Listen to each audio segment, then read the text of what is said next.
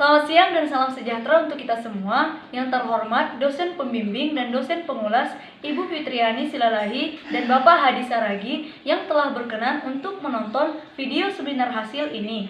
Saya Putri Handayani, NIM 21S16031 akan mempresentasikan hasil dari penelitian saya dengan judul skripsi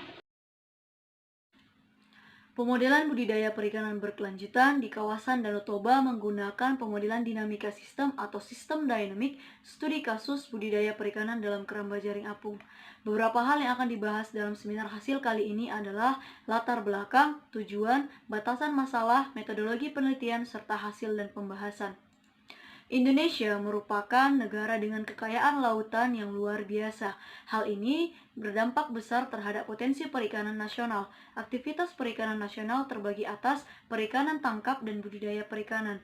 Berdasarkan informasi dari Kementerian Kelautan dan Perikanan, total produksi ikan pada tahun 2017 mencapai 23,26 juta ton, dengan total produksi dari budidaya perikanan sebesar 17,22 juta ton.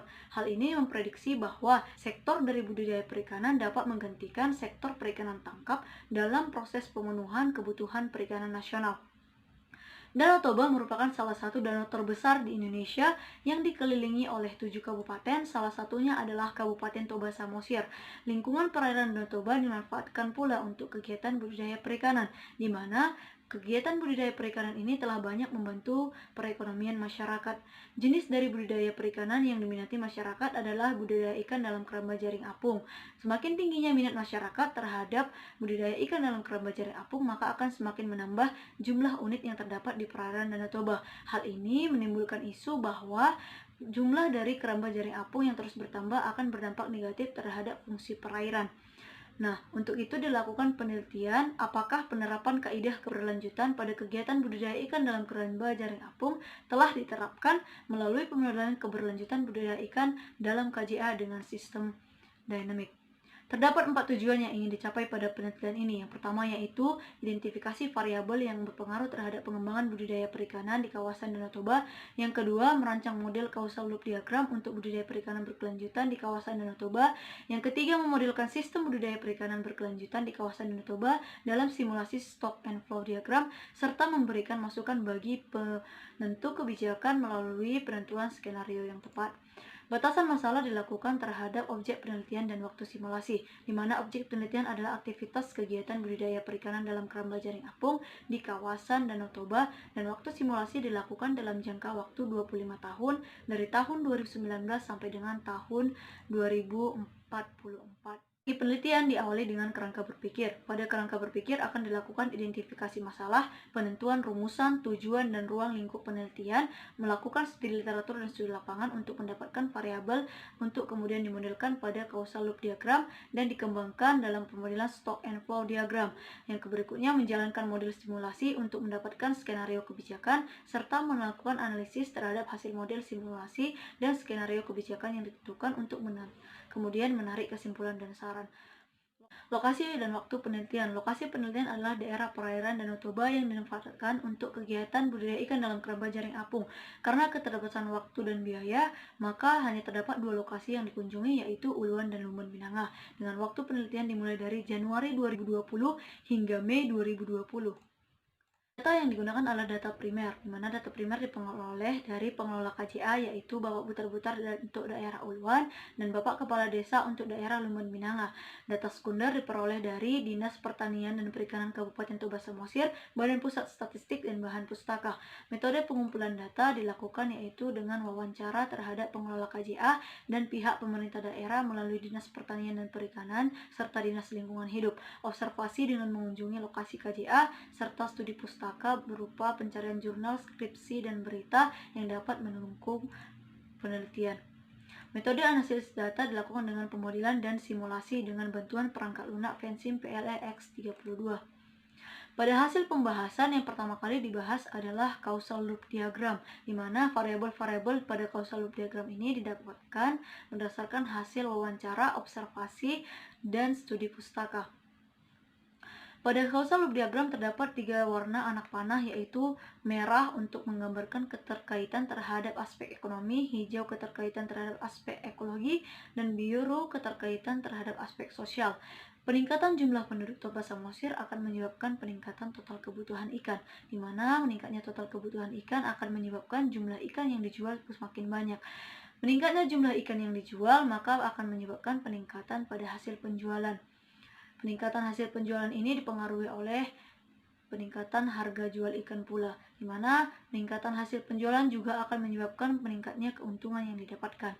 Peningkatan biaya benih, biaya pakan, upah tenaga kerja, dan jumlah KJA akan menyebabkan meningkatnya total biaya produksi budidaya KJA, di mana hal ini akan berpengaruh terhadap pengurangan dari keuntungan yang didapatkan.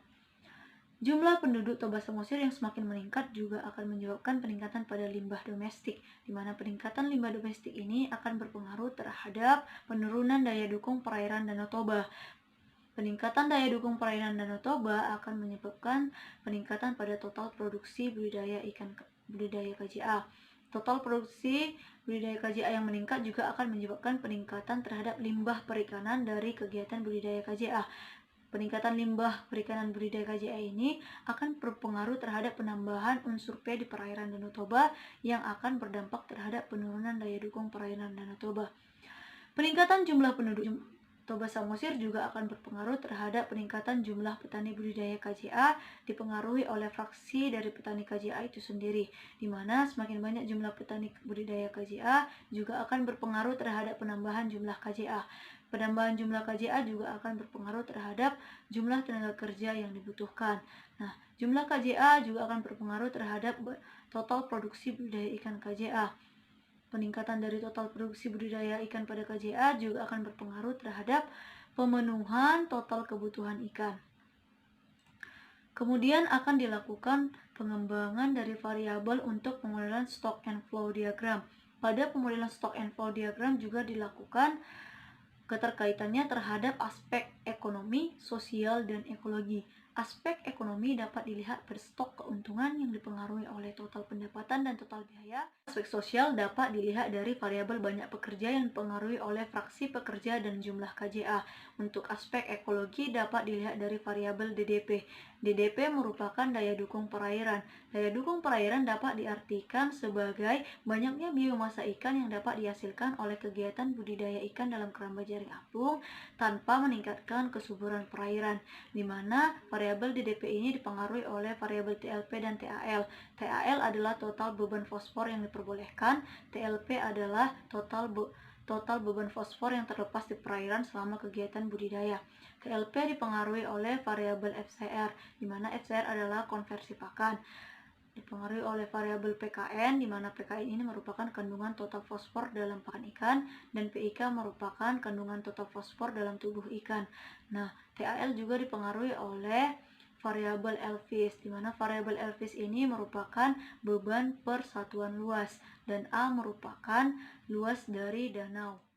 Variabel LVIS dipengaruhi oleh variabel RVIS, delta P, Z, dan Rho, di mana Z merupakan kedalaman rata-rata perairan danau yang dipengaruhi oleh variabel A dan V. A adalah luas danau dan V adalah volume air pada danau. Rho merupakan laju pembilasan per tahun yang dipengaruhi oleh variabel Q0 dan V, di mana Q0 adalah rata-rata volume air yang keluar dari danau per tahun. Delta P merupakan selisih P maksimum dengan P hitung. PF adalah P maksimum dan PI adalah P hitung. RVIS merupakan proporsi fosfor yang larut ke sedimen yang dipengaruhi oleh variabel X dan R. Variabel X adalah proporsi total fosfor secara permanen masuk ke dasar perairan, dan variabel R merupakan proporsi fosfor yang terlarut ke sedimen. Jamar ini digunakan untuk melihat apakah jumlah produksi ikan dari keramba jaring apung telah melampaui daya dukung perairan yang seharusnya.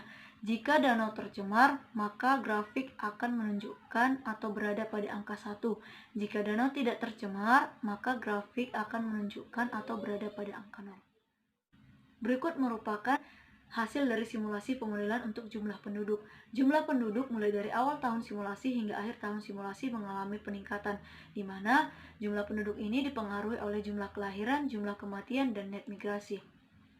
Untuk hasil simulasi pemodelan keuntungan juga mengalami peningkatan dari awal tahun simulasi hingga akhir tahun simulasi, di mana keuntungan ini dipengaruhi oleh total biaya dan total pendapatan.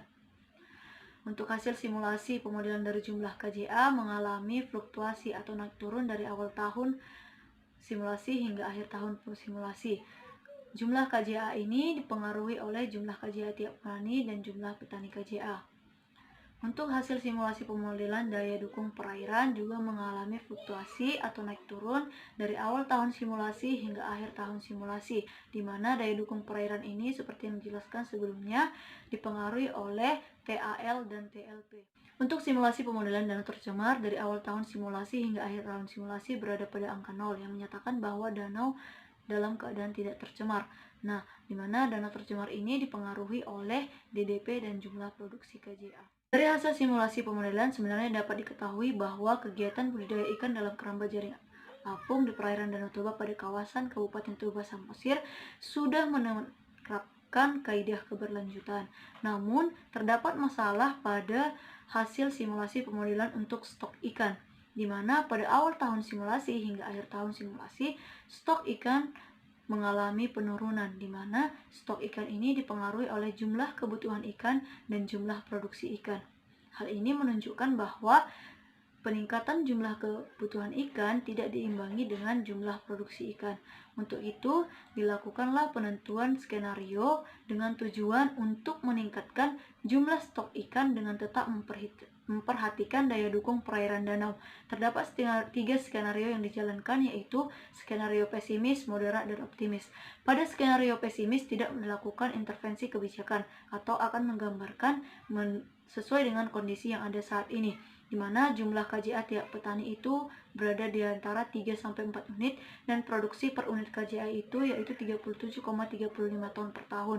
Sedangkan untuk skenario moderat dilakukan intervensi kebijakan, di mana jumlah KJA tiap petani ditingkatkan menjadi 4-5 unit dengan jumlah produksi per unit KJA tetap yaitu 37,35 ton. Dan pada skenario optimis dilakukan intervensi kebijakan untuk jumlah KJA tiap petani dinaikkan dari 4-5 unit dan produksi per unit KJA dinaikkan 10% dari produksi normal. Berikut merupakan perbandingan hasil dari simulasi ketiga skenario terhadap jumlah KJA setiap petani. Kemudian perbandingan hasil simulasi untuk ketiga skenario pada stok ikan. Skenario pesimis menunjukkan penurunan setiap tahunnya, mulai dari awal simulasi hingga akhir tahun simulasi, bahkan berada di bawah angka 0, di mana skenario pesimis ini juga menggambarkan keadaan kondisi saat ini atau kondisi existing. Untuk skenario moderat berada di atas angka 0 dan selalu mengalami peningkatan mulai dari awal simulasi hingga akhir simulasi. Begitu juga dengan skenario optimis berada di atas garis skenario moderat dan skenario pesimis, di mana skenario ini menunjukkan peningkatan dari awal tahun hingga akhir tahun. Nah, untuk penentuan skenario yang paling efektif dapat kita lihat melalui keadaan tercemar atau tidaknya danau. Nah, untuk skenario pesimis dia selalu berada di angka 0, yaitu dari awal tahun hingga akhir tahun simulasi, atau menunjukkan bahwa danau dalam status tidak tercemar. Sedangkan untuk skenario moderat, danau tercemar pada 3 tahun simulasi. Dan untuk skenario optimis, danau tercemar pada 8 tahun simulasi. Sehingga berikut merupakan ringkasan dari hasil simulasi kebijakan untuk setiap skenario pada akhir tahun simulasi. Sehingga dapat disimpulkan bahwa skenario yang paling efektif yang untuk dijalankan adalah skenario moderat, skenario dengan kebijakan moderat. Yang belum selesai dari penelitian ini adalah menentukan loop pada stock and flow diagram serta validasi dengan metode MAPE. Demikian hasil presentasi saya. Apabila terdapat kesalahan kata dan perbuatan, saya minta maaf. Atas perhatiannya saya ucapkan terima kasih.